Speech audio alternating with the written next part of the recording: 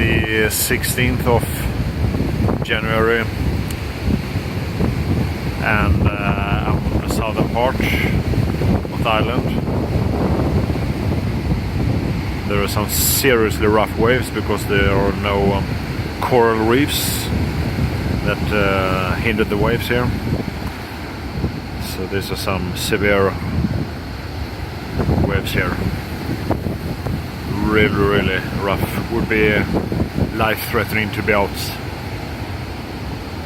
bathing here, I can tell you. And the beach is not nice either. It's a very rocky beach.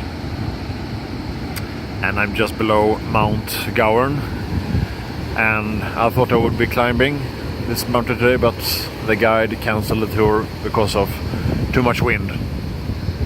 It was probably the right decision, even though the weather is sunny, but it's of course still very disappointing.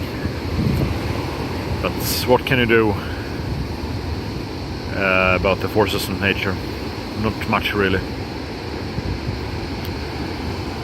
I just have to stand here and enjoy these monster waves.